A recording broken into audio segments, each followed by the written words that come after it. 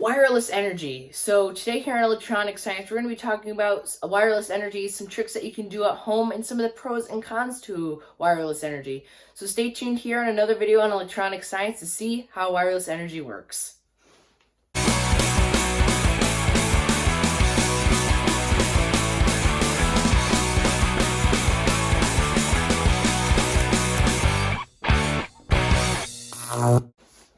So today here on Electronic Science, we have two wireless energy tricks that you guys can try at home. One of them is more easier than the other one. So one of them I have right here is one of these wireless phone chargers for if you guys have a wireless charging enabled phone right here. And just a few coils of really thin magnet wire, it's called. It's this really thin coated copper wire with a resistor on the negative end of the LED and just connected to the wire on the other side. So the resistor there is just to protect it because it sends out some pulses of electricity before you put a wireless phone on here. So basically what a wireless phone charger does is it sends out pulses of electricity waiting for a wireless phone enabled charging whatever to go on there. And when it senses that, it goes into full output power until your phone is charged. But in the meantime, while it's waiting, it just sends out those pulses basically waiting for a phone to be put down on it. So you can harvest those pulses with a little contraption like this. And then the second part, we're going to be using our little Tesla coil right here. Our little friend here, as you guys know from a previous video, can make some electronics in the house go a little crazy. So we will be careful, but we will be explaining some wireless energy things, how wireless energy became a thing, and some cool tricks that you can do at home. So the first one is obviously going to be the easiest one right here. So I have a wireless phone charger right here connected to our power bar. I'm going to turn it on. And so now it's sending out its pulses of energy. So if you just take a few windings of some coated magnet wire, which I have some right here, basically looks like this. Now, not all of it is green. Mine, just the one that I bought was green. But some of it will literally look like copper, but it is a coating. So you just got to scrape it off with some sandpaper, or like, you know, with an X-Acto knife or something like that, so that you expose the actual copper wire in the end that's conductive. And then so if you were to take this, you know, all you got to do, you just take it and just wind it up on your two fingers like this. That's what I suggest. See, just kind of like that.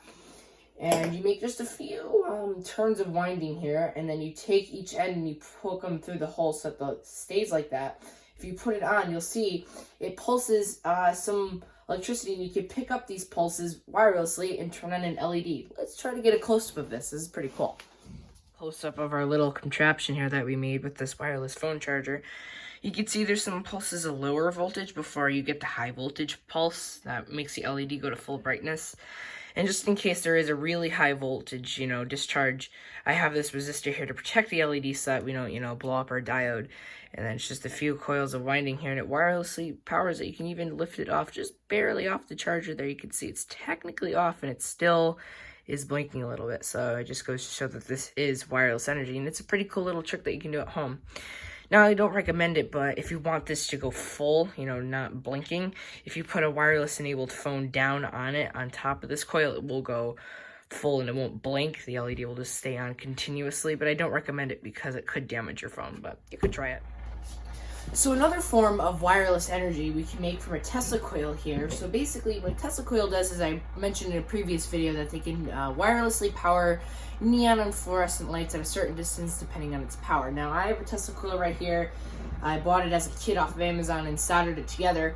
And it's a lower power Tesla coil. Like I said, it does, you know, interfere with some electronics in our house and stuff like that. I'll plug it in here, and you can see that I just have this regular fluorescent light here. You commonly see them in, you know, your lamps or stuff at home, but you could do any type of fluorescent or neon light. And we'll turn it on here, and then we'll turn on the switch.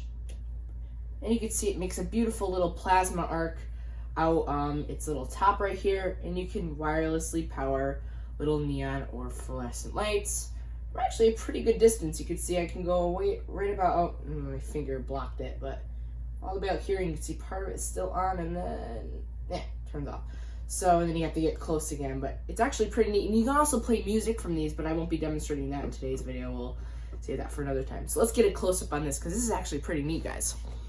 Here's a close-up of our small operation here. You can see that since this is a high-frequency arc, I could touch it and not get hurt. It definitely burns my skin, though, so I gotta be careful.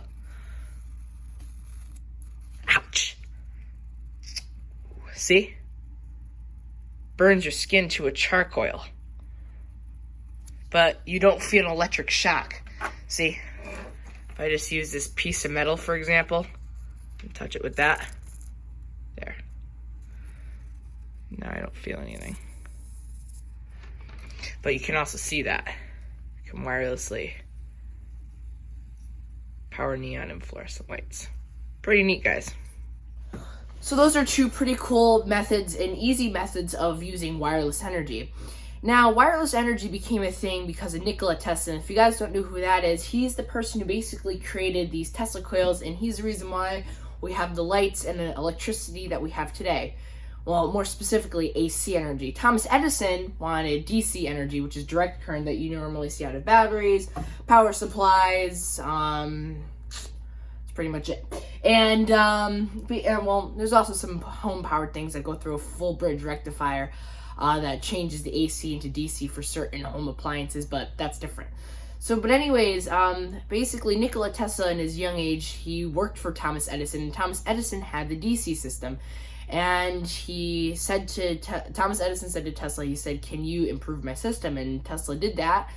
And Edison also promised Tesla some money in doing that. And Edison was like, you don't get our American jokes here. I'm not giving you that money. So Tesla immediately quit for Edison and went on, and basically there's a whole battle between AC versus DC. Edison, basically, electrocuted elephants and dogs alive to prove that AC was more dangerous, but AC is dangerous, but, same as DC.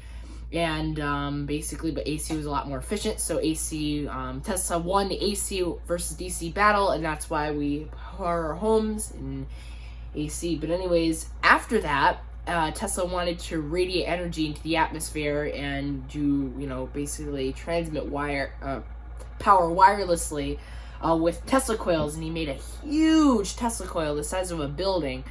But he unfortunately died and didn't get to do that plan. Plus, that plan would have never worked anyway. So that's how wireless energy became a thing.